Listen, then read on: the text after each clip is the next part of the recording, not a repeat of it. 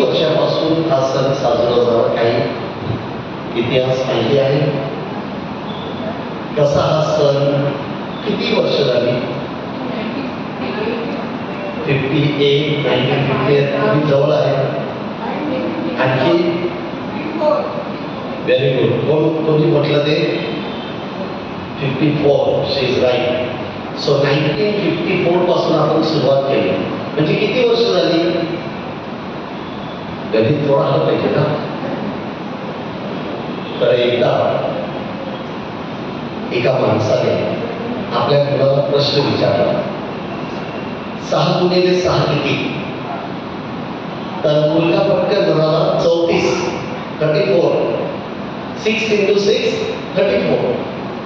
आणि तर त्याच्या बापाने त्याला बक्षीस दिलं, शाबास बेटा. तर त्याचा मित्र होता, तो त्याला सांगतो, सरदारजी आन्सर इज रॉंग, उत्तर चुकीचं आहे. काय चुकी? बरोबर उत्तर सांगितलं. किती? 6 गुणिले 6 किती? 36, 36. मुलाने किती सांगितलंय? 34. तरी पण त्याच्या बापाने त्याला बक्षीस दिलं. तर त्याचा मित्र त्याला सांगतो, सरदारजी आन्सर गलत आहे. तर तो काय म्हणतो कि कल तक ये 30 बोल रहा था, आज कितना बोल रहा है? 34. म्हणजे उत्तराच्या जवळ आलेला आहे. तसं काहींनी 58 सांगितलं, दुसऱ्याच्या मनात दुसरं काही देत असेल तर जवळपास आहे. तर 70 वर्ष झाली आणि याला इतिहास आहे. थोडं लक्ष द्या. Jesus Christ is son of God. आणि गाब्रिएल देवदूताने मरियमला निरोप देऊन सांगितलं की तू देवाच्या पुत्राची आई होणार. आणि तो जो पुत्र आहे, जेव्हा आपण ख्रिस्त म्हणतो, येशू ख्रिस्त, येशू या शब्दाचा अर्थ जीसस मीन्स व्हॉट? सेवियर. नाही, आम्हाबरोबर देव नाही, आम्हाबरोबर देव इमॅन्युअल. इमॅन्युअलचा अर्थ काय आहे? आम्हाबरोबर देव, गॉड इज विथ अस. जीससचा अर्थ काय? Jesus means saviour. मी बऱ्याच वेळेला सांगितलं, विसरायचं नाही. जीसस मीन्स, येशू म्हणजे तारणार, आणि ख्रिस्त म्हणजे Christ means anointed one of God, देवाचा निवडलेला पुत्र. So whenever we say Jesus Christ, we are saying that he is a savior and he is Christ means, आता सांगितलं ना, विसरू नका पटापट बोला. he is chosen one of God, निवडलेला पुत्र आहे. तर येशूचा अर्थ तारणारा, ख्रिस्त म्हणजे निवडलेला पुत्र, आणि म्हणून तो निवडलेला पुत्र देवाचा पुत्र आहे. आणि म्हणून त्याला आपण क्राइस्ट द किंग म्हणतो. क्राइस्ट द किंग फीस्ट कधी साजरा करतो? Very good, November. तर 20 नोव्हेंबर पर्यंत आपलं लिटर्जिकल इयर असतं. तर थोडं लक्ष द्या, थोडं आपल्याला माहिती पाहिजे की जसं आपलं कॅलेंडर असतं जानेवारी ते डिसेंबर, तसं चर्च कॅलेंडर कधी सुरू होतं? 20 नोव्हेंबर नंतर. तर 20 नोव्हेंबरचा जो संडे असतो, 20 नोव्हेंबरला जवळपास, तो संडे आपण क्राइस्ट द किंग फीस्ट म्हणून साजरा करतो. आणि त्याच्यानंतर आपलं लिटर्जिकल इयर सुरू होतं, म्हणजे आगमन काळातील पहिला रविवार. कधी येतो? क्राइस्ट द किंगच्या फीस्ट नंतर, ख्रिस्त राजाच्या सणानंतर पहिला आगमन काळातील रविवार येतो. आणि मग किती असतात रविवार? 4. आणि मग 25 डिसेंबरला काय असतं?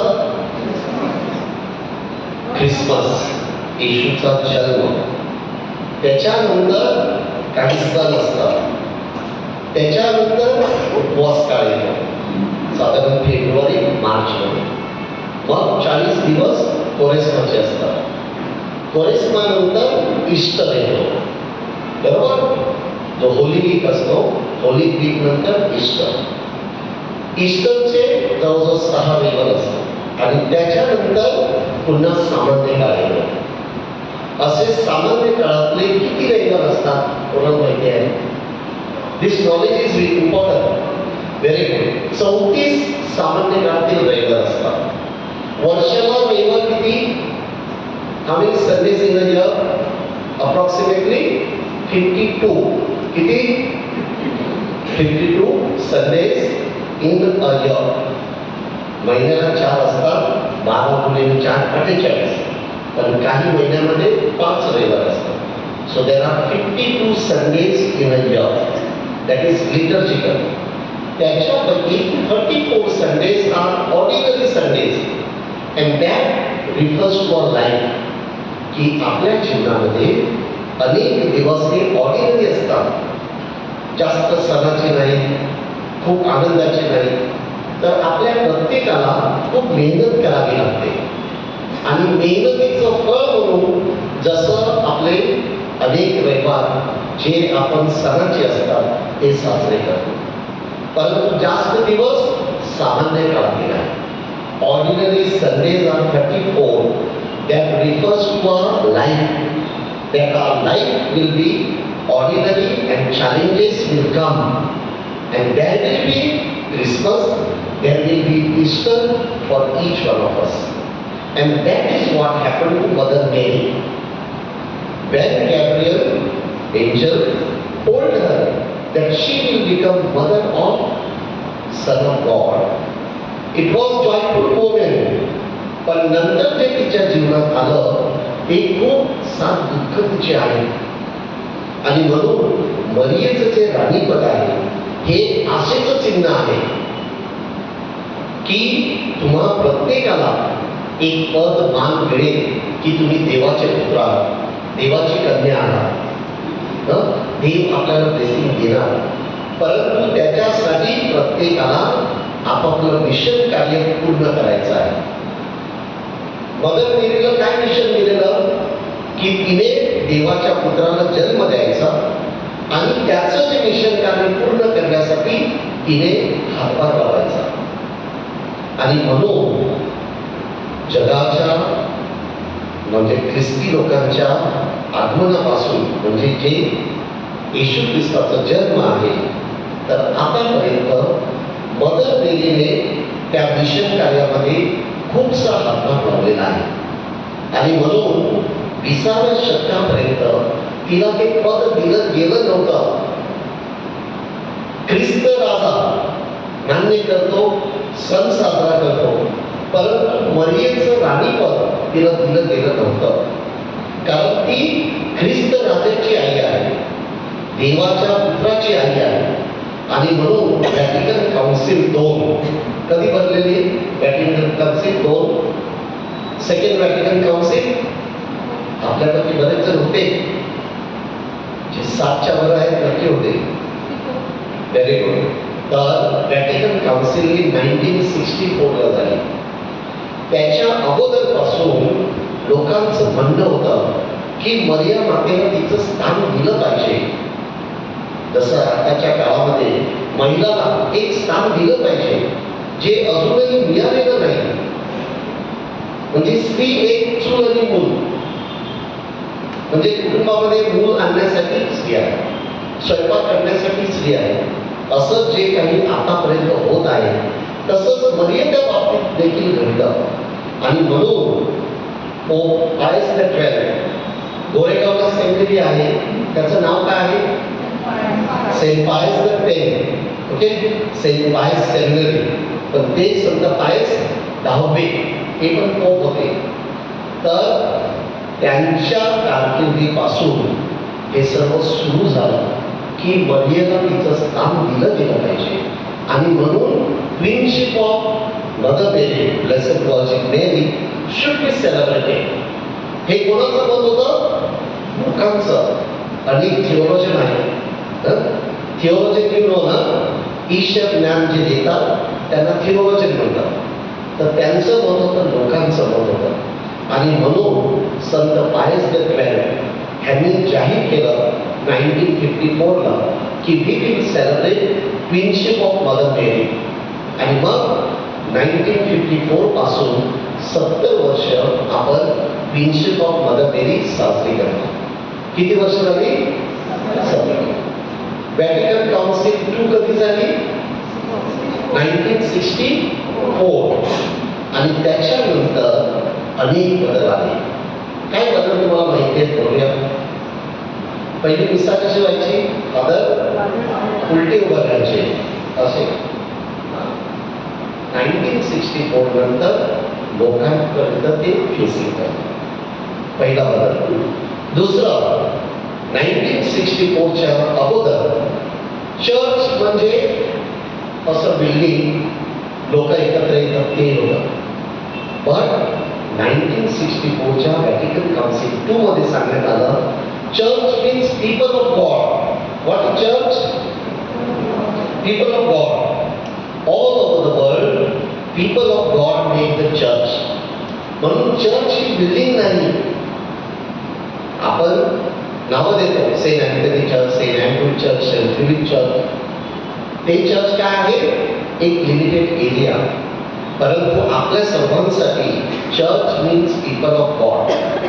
आणि म्हणून त्यावेळेला त्यांनी मदर मेरी विषयी सुद्धा सांगितलं की जेव्हा व्हॅटिकन परिषद सुरू होती, लोक बाहेर तिथे उभी होती. आपलं मेन हाऊस कुठे आहे? रोमला. आणि त्या व्हॅटिकन परिषद सुरू असताना सर्व कार्डिनल्स, अनेक बिशप आतमध्ये मीटिंग चालू होती आणि लोक बाहेर तिथे उभे राहून जोराने बोलत होते की थिओटोकॉस. काय बोलत होते? थिओ मीन्स गॉड आणि टोकॉस मीन्स मदर. तर मदर मेरीला मदर ऑफ गॉड असं तुम्ही जाहीर करा. ती आहे का मदर ऑफ गॉड? येस. आहे की नाही? तर प्रश्नचिन्ह दिसतं ते. तर म्हणून लोक बाहेर बोलत होते.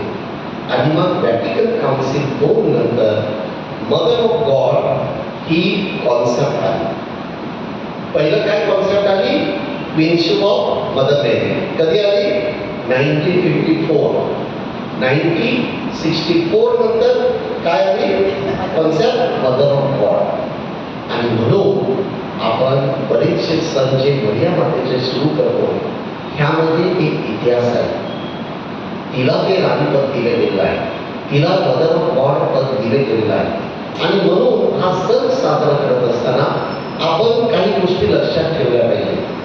पहिली गोष्ट की मदर ऑफ गॉड हा मान तिला दिला गेला, परंतु त्याच्यासाठी तिला 7 दुःखातून, बरेचसे 7 दुःख आपण करतो ना साजरी, हो की नाही?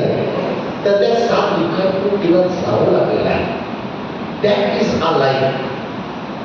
If I want to be called child of God, I need to go through that suffering.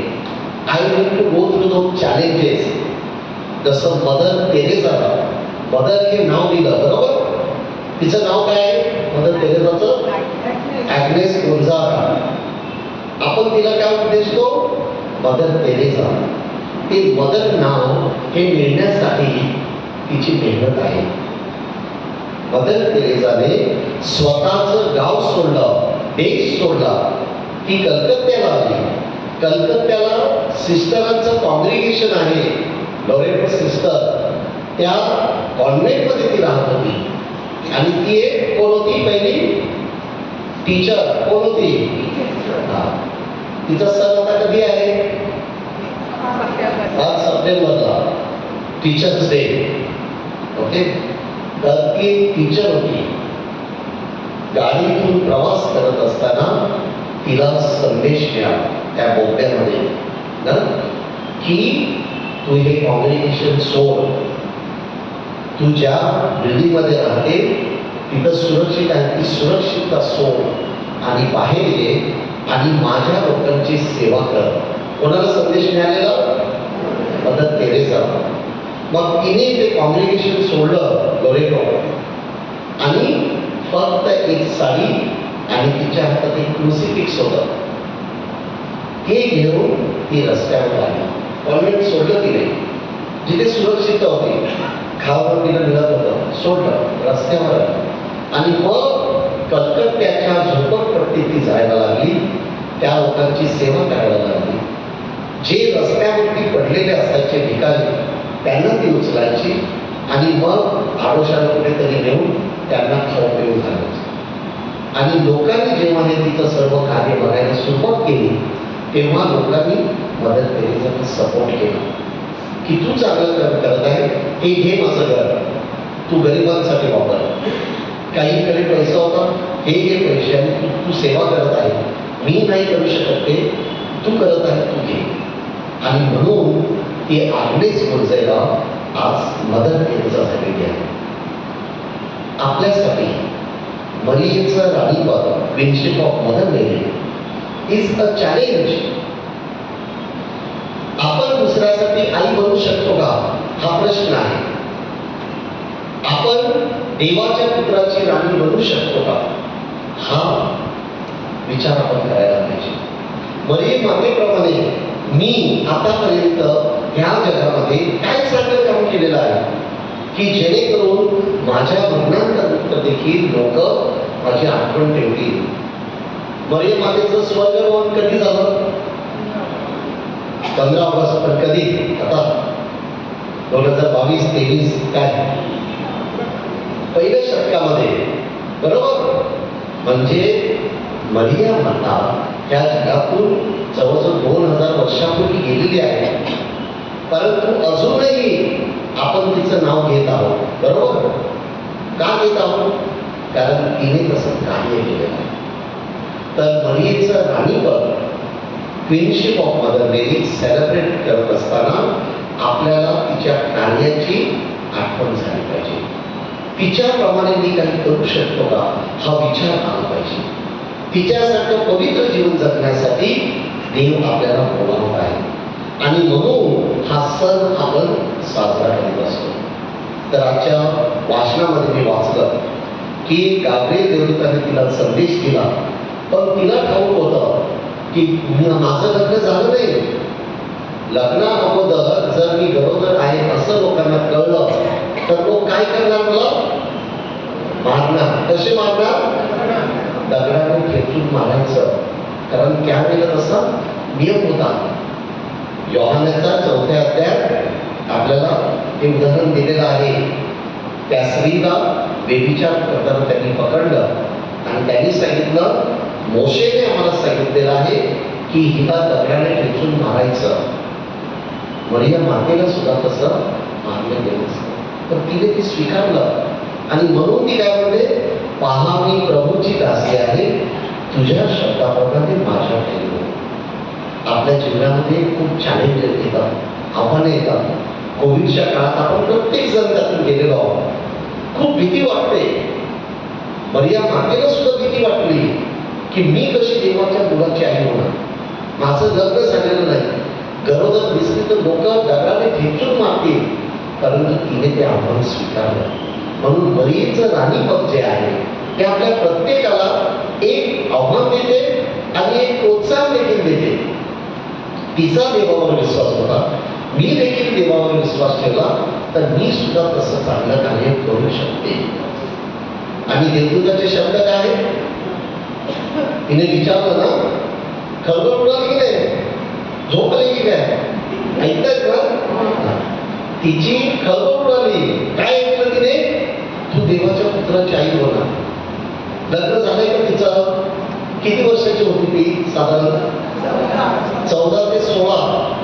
कधी कधी आपल्याला वाटतं मरियम माता एक स्त्री होती, नाही, मुलगी होती. ती आव्हान दिलेलं आहे.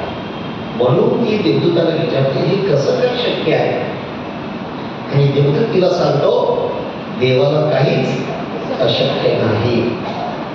तो विश्वास आपण घेतला पाहिजे. आणि मी तुम्हाला अनेक उदाहरणं दिलेली आहेत. कार्मेलीनचं उदाहरण दिलेलं तुम्हाला आठवते? सगळे विसरले. कार्मेली ही लहान असताना, आता ती 60च्या वर आहे, आता राणी झालेली आहे. पण ती जेव्हा कार्मेलीन नावाची मुलगी शाळेमध्ये होती तर ती ढ होती, नापास व्हायची, 10वीला पण नापास. आणि आमच्या एरियामध्ये ती राहायची. आमच्याकडचे लोक म्हणायचे या कार्मेलीचं व्हायचं कसं, अभ्यासामध्ये ड, हिला मुलगा कोण देणार. मग ती 10वी पास होऊ शकली नाही, तिने कामाला सुरुवात केली, वाडीमध्ये काम करायचं. मग तिला जो पती आलेला फक्त आठवण करून देतो, तो असा सरपातर बोंबील, सुका बोंबील अशी खूप पाहिजे तर उडणार. तर जेव्हा तिचं लग्न त्याच्याबरोबर झालं, लोक सांगायची हा काय हिला सांभाळणार आणि ही कसं कुटुंब सांभाळणार. परंतु ती जी मुलगी होती कार्मेली, तिचा देवावर एवढा विश्वास आणि तिचे वडील होते त्याचा माऊलीवरचा विश्वास. हा लेडी ऑफ परपेच्युअल सर्कल, त्याला जे जुनी माणसं आहेत ते सुकून माऊली बोलायचे. काय बोलायचे ऐकलंय तुम्ही? हा. तर तिचे वडील काय जगात बोलायचे, माझी सुकून माऊली आहे, ती माझ्या कार्मेलीला सांभाळेल, ती माझ्या कुटुंबाला सांभाळेल. आणि नेमकं तसंच झालं. कार्मेली पण तेच बोलायचे, देव मला सांभाळेल, सुकून माऊली मला सांभाळेल. मग तिला 3 अपत्य झाले, 2 मुलं 1 मुलगी. आणि पैसा नाही, शिकवणार कसं.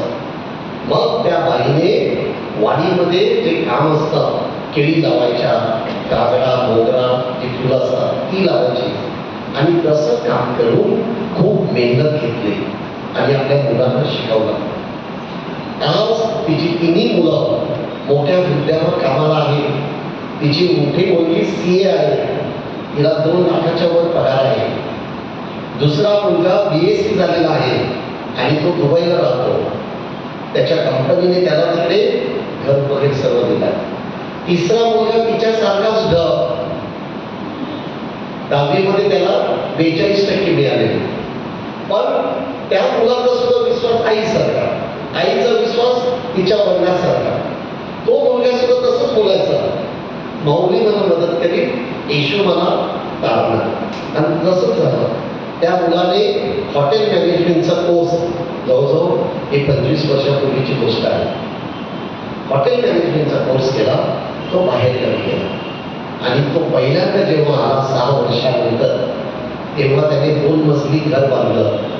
आणि आज ती कार्मेली हिंदोळ्यामध्ये बसते आणि मस्त गावते, ती अशी राणी झालेली आहे. समजतंय तुम्हाला मी काय सांगतोय? ज्या मुलीला काहीच होणार नाही असं लोकांना वाटत होतं, त्या मुलीने आपलं कुटुंब सावरलं, मेहनत घेतली, देवावर विश्वास ठेवला, तिच्या मुलांना शिकवलं आणि आज ती बाई राणी झालेली आहे.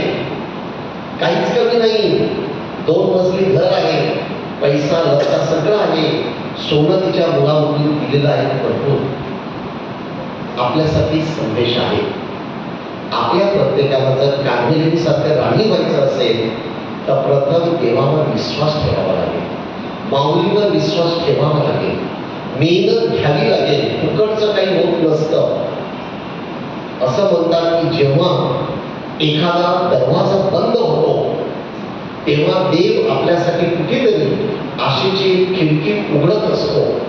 परंतु त्या आशेच्या खिडकीकडे आपण बघून त्या दिशेने वाटचाल करायची असते.